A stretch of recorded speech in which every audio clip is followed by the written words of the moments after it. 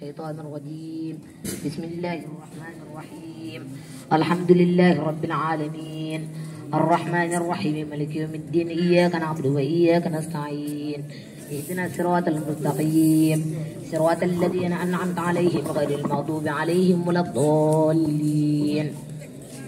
وحرمنا عليه الموانع من قبل فقالت ألا أدلكم على أهل بيت يكفلونه لكم وهم له ناصحون.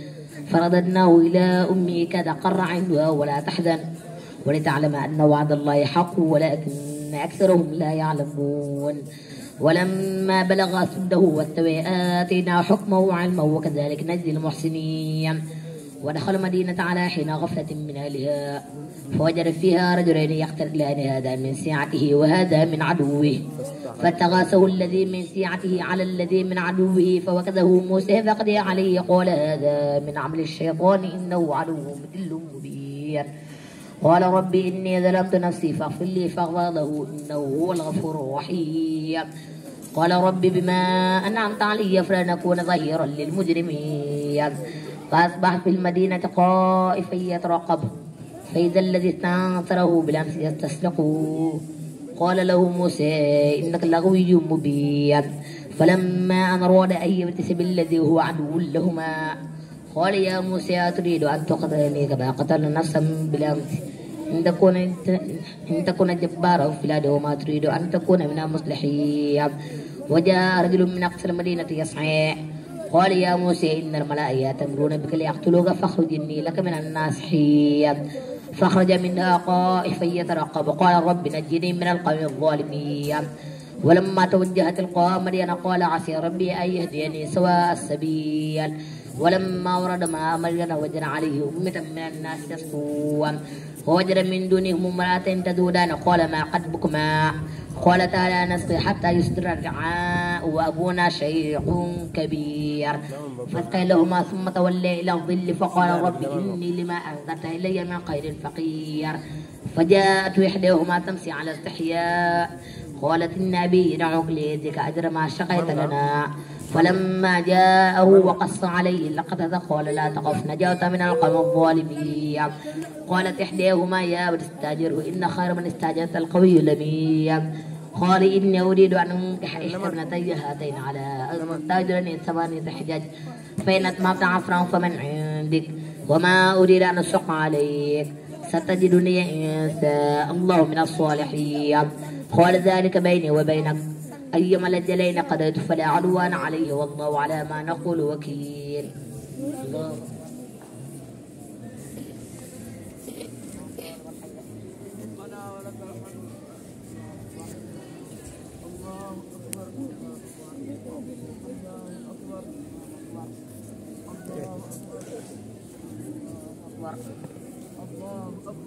أعوذ بالله من الشيطان الرجيم.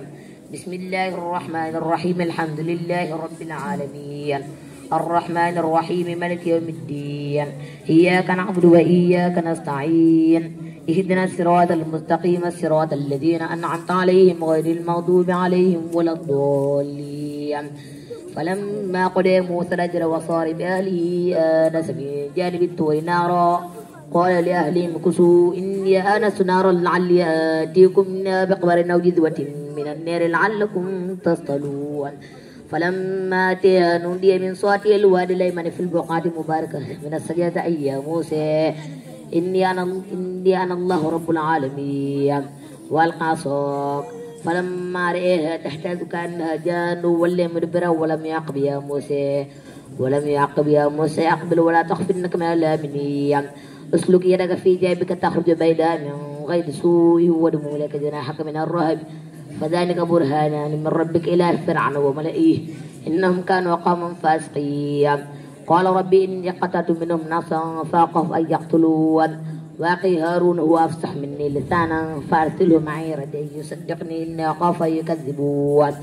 قال سنسد عبدك بأخيك ونجعل لكما سلطانا فلا يسرون إليكما بآياتنا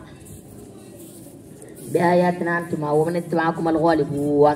فلما جاءهم موسى بآياتنا بينات قالوا ما هذا إلا سحر مفترى وما سمعنا بهذا في آبائنا الأولين.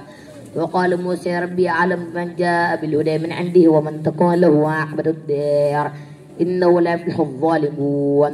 وقال فرعون يا أيها الملأ ما علمت لكم من إله غيري فأوقد لي يا هامان على الدين فاجعل لي صرحا لعلي أطلع إلى إله موسى وإني لأظنه من الكاذبين. واستكبر هو وجنوده في الأرض بغير الحق وظنوا أنهم إلينا لا يرجعون فأخذناه وجنوده فنبذناهم في اليم فانظر كيف كان عاقبة الظالمين. فجعلناهم أئمة يدعون إلى النار ويوم القيامة لا ينصرون فاتبعناهم في هذه الدنيا لعنة ويوم القيامة هم من المقبوحين. ولقد آتينا موسى الكتاب من بعد ما أهلكنا القرون الأولى بصائر للناس هدى ورحمة لعلهم يتذكرون. وما كنت بجانب الغربي إذ قضينا إلى موسى الأمر وما كنت من الشاهدين ولكن أكثرنا قرونا فطال عليهم العمر وما كنت ساويا في أهل مدين تتلو عليهم آياتنا ولكننا كنا مرسلين.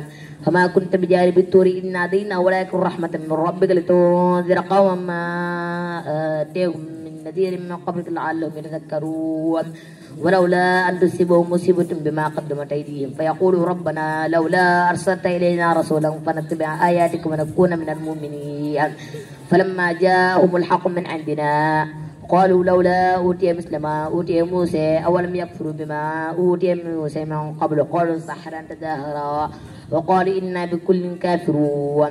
قل فاتوا بكتاب من عند الله هو أهدى منهما أتبعه إن كنتم صادقين. فإن لم يستجيبوا لك فاعلم أنما يتبعون أهواءهم وما ضل ممن اتبع هواه بغير هدى من الله إن الله لا يهدي القوم الظالمين.